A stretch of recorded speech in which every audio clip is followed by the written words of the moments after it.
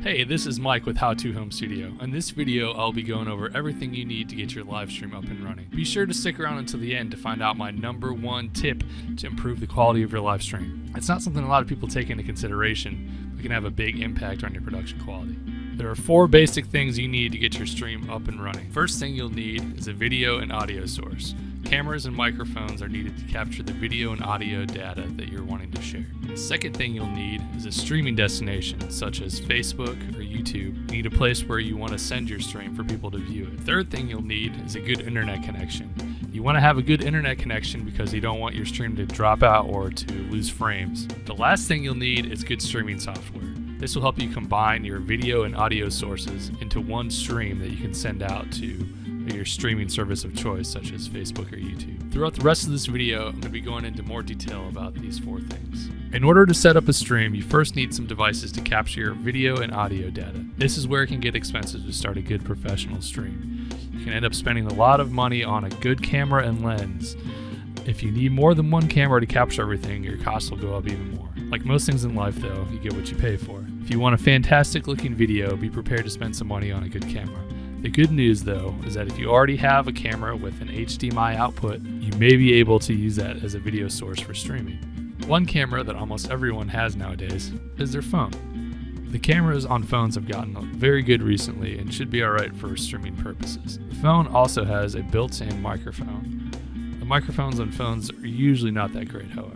If you're on a limited budget and don't really need fantastic stream quality, that little device in your pocket should be sufficient. They're generally very easy to set up and get streaming right away. One thing you may consider is hooking up an external microphone like these little lavalier mics. I'll be creating a video in the future on how to do this.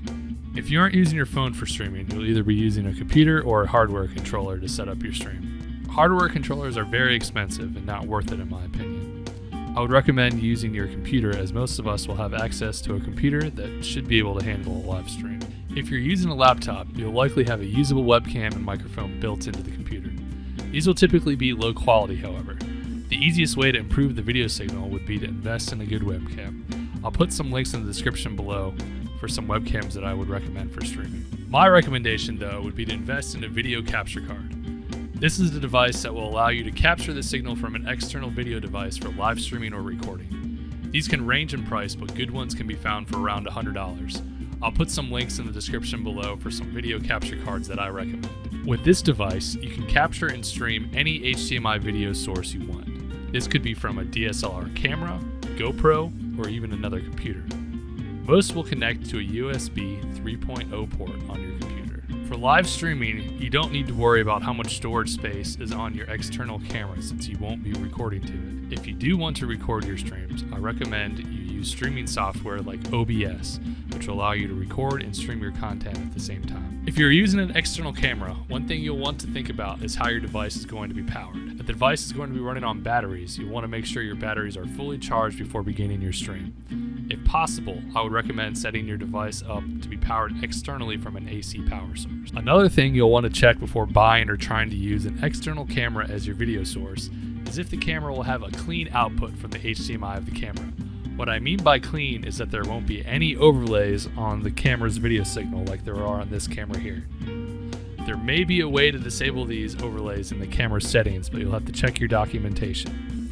You may also be able to crop out unwanted overlays in your streaming software if you're unable to disable them. Some cameras can even run special software that will allow you to disable the overlays. Magic Lantern is free software that runs on Canon DSLRs and allows you to hide overlays, as well as adds many more features that will help you use your DSLR as a live stream camera. In order to capture your audio, you will need to use a microphone.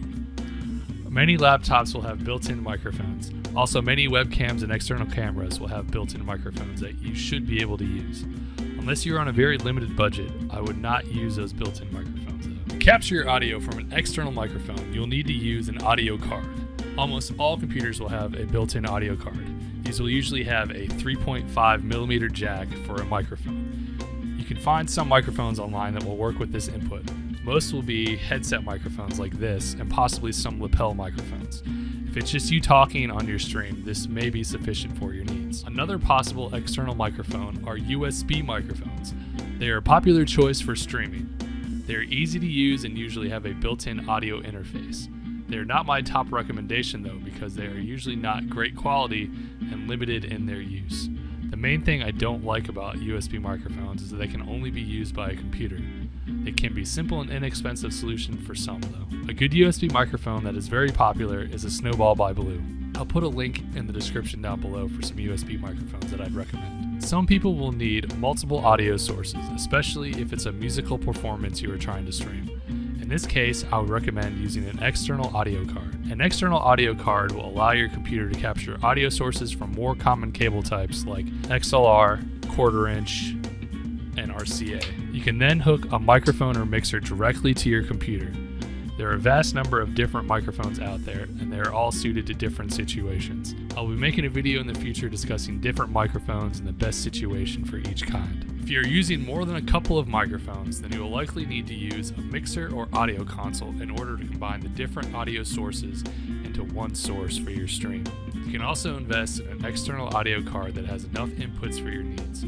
These can get very expensive, and if you are only looking to stream and not record each input separately, I would recommend getting an inexpensive 2-channel audio card and mixer. I'll put some links in the description below for some audio cards and mixers that I recommend. Other audio sources you may want to use could be background music or pre-recorded audio files on your computer. Most streaming software will allow you to use your desktop audio as an audio source for streaming. Be careful though when using background music. If you're using copyrighted content, you could receive a copyright violation and have your stream shut down.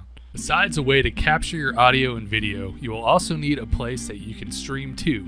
These are known as Content Delivery Networks, or CDNs for short. The most popular of these are Facebook, YouTube, and Twitch, which are all free to use. Twitch is mainly used for gamers wanting to stream their game content. Most people that aren't creating gaming videos will likely want to use Facebook or YouTube as their CDN. It is also possible to stream to both at the same time if you have a good internet connection. When choosing between Facebook or YouTube, the biggest deciding factor should be where your audience is. If you have a YouTube channel with 10,000 subscribers, then you should probably choose YouTube as your stream CDN. If you have a Facebook group with 10,000 members, then you should probably stream to Facebook. If you don't have a big audience on either platform and are trying to build an audience, then I would recommend starting on YouTube.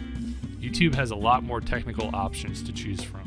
Other things that YouTube has that Facebook doesn't is the ability to edit your video afterwards on their platform. After you go live on YouTube, your video can essentially be uploaded to YouTube and viewed at any time in the future. You can also monetize your videos with ads on YouTube if that's something you're interested in. When it comes to deciding whether to use YouTube or Facebook, unless you have a big audience on Facebook, I would use YouTube as your CDN. YouTube has many more options, better streaming quality, and more you can do with your videos after your stream is over. You can also embed your YouTube live stream on your Facebook page or even your website. When you're streaming, another thing you'll want to pay attention to is your internet connection. A good internet connection is a must, otherwise your stream will not perform well, and you will likely experience dropouts or drops in quality.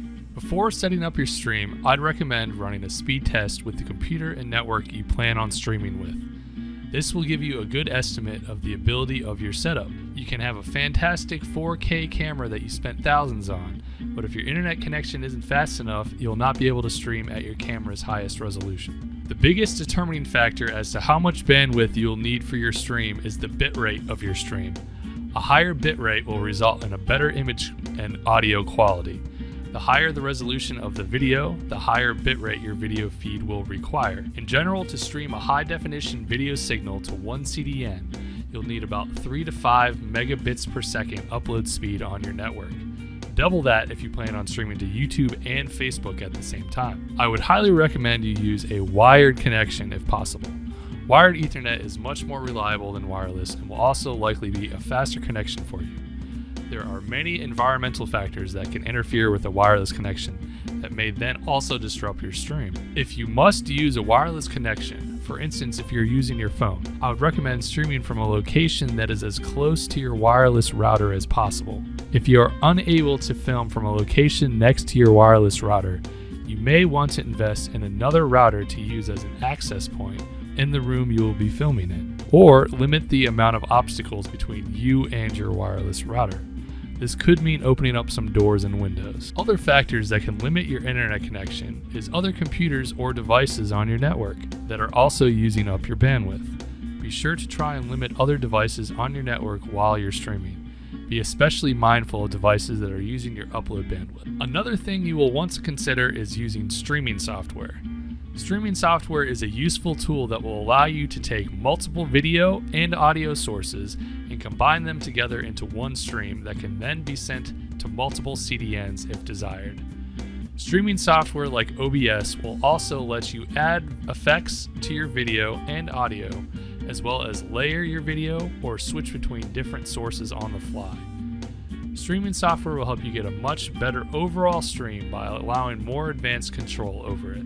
To take full advantage of your streaming software, you will need a computer that can handle running the software. You will need a machine with a decent CPU, GPU, and RAM to run it. You'll likely want a computer with at least a Core i5 and 8 GB of RAM to run a consistent stream with little buffering or dropouts. There are many different options for streaming software, both paid and free. My recommendation is OBS Studio. OBS is free and has been around for a while, so there are lots of resources out there on how to use the software, as well as many plugins that expand on its functionality. I'll be recording a video soon on how to use OBS. OBS is also great software for recording videos. I use it for recording most of the videos in my studio, and it's how I'm recording this video. I like how I can combine good video from different sources and good audio and record directly to my computer. You can also capture your computer screen with OBS. This saves a lot of time in post-production because I don't have to pull files from my camera and then sync them with audio recordings. With OBS, I just have one file already on my desktop with audio and video synced and ready to edit. So what's my number one tip for improving the quality of your live stream? My number one tip is invest in good lighting. This is the exact same setup that I filmed the rest of this video at.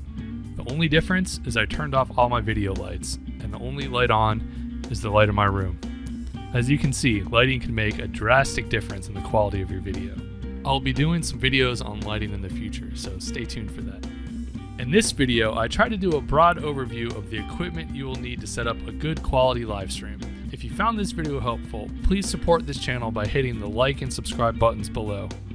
In upcoming videos, I'll be demonstrating how to connect all of your equipment and configure different settings, so stay tuned for that.